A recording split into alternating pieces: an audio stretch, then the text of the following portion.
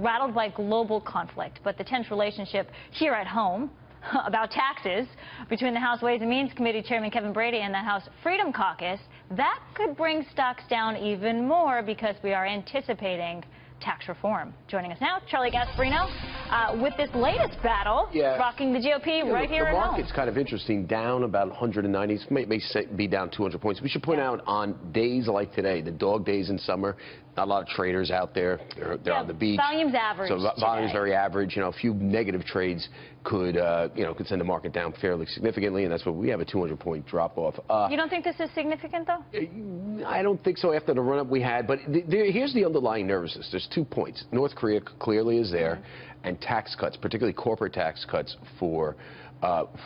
in the next tax bill. And what we're getting out of Washington, and I will tell you, traders do have sources in Washington. There's all these services, believe it or not, that track what's going on in Washington and how that impacts investments.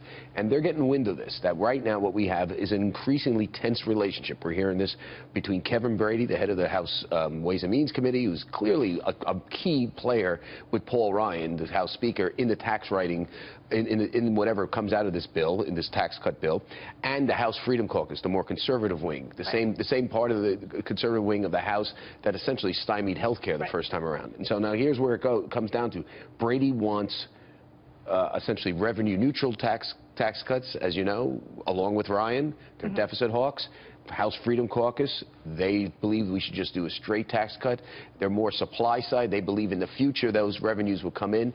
So this is where it gets interesting. If they start, if Brady and Ryan essentially start splitting the difference, they'll never get anything done. You're never going to get anything. Now I know Liz is. I believe Liz is going to be interviewing Brady today on Your World. Show. So it should be interesting. And this is clearly one question. I mean, is this rift that you're having, that the leadership is having with the House Freedom Caucus, could this further stall tax cuts? And listen, some of this nervousness in the market is related to this, because the big thing that the market, even more than the individual tax cuts, it's the corporate tax rates. It's currently at 35%, is one of the highest in the world. Causes a lot of businesses to go overseas, start businesses overseas or move businesses overseas.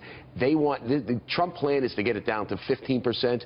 If they start like negotiating where it's like a 25% cut, 30% cut, it's not enough bang for the buck. Let me make one more point before you ask me a question. The effective tax rate is something like 27% with the loopholes. If you close all the loopholes and you only get a 25% corporate tax rate, you're not really giving businesses that much. Yeah, and can't we seem to just agree on whether it's tax cut or tax reform, it's something? Why would they start fighting about this? Because you have 2 different philosophies at work, and it shows you one of the rifts in the conservative movement. One philosophy is old school Bob Dole type conservatism.